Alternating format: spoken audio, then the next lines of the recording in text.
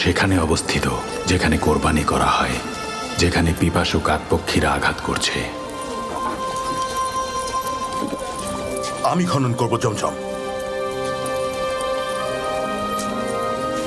আল হারিস, আমার সাথে এসো। জমজম কূপ খনন করতে যাব, যা আমাদের মা হাজের এবং পিতা ইসমাইলের নিশানা।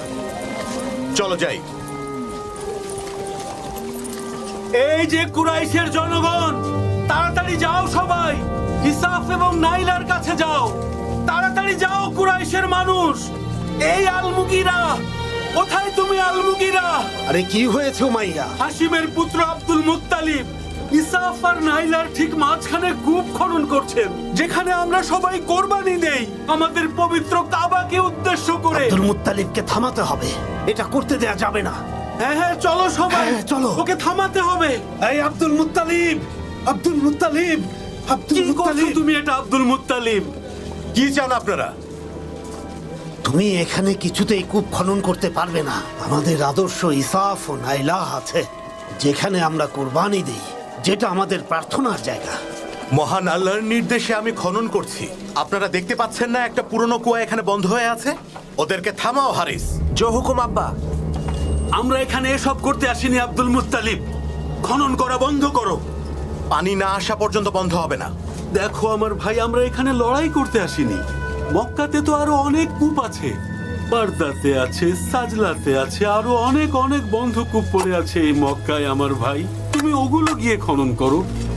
কেন কেন এত জায়গা থাকতে তুমি এখানেই খনন করছো? অন্য কোনোটা খনন করো, আমরা সাহায্য করব। আমার কাছে নির্দেশ এসেছে। কে তোমাকে নির্দেশ দিয়েছে আব্দুল মুত্তালিব?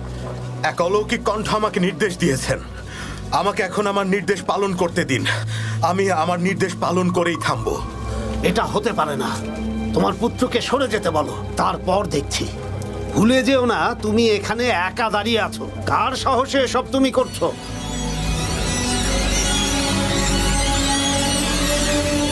ইয়া রাব্বিল কাবা, এটা কি?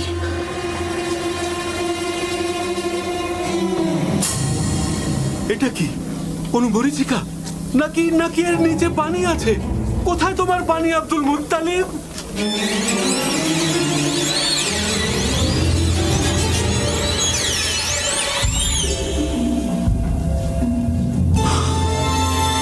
গুপ্তধন, এগুলো জুরহুমের। মক্কা থেকে যাওয়ার সময় রেখে গেছে। এখানে দুটো সোনার হরিণ আর 7টা স্বর্ণের তলোয়ার আছে, স্বর্ণের ঢালও আছে। এর ভাগ কিন্তু তোমাকে দিতে হবে আব্দুল মুত্তালিব। ভাগ কেন দেব?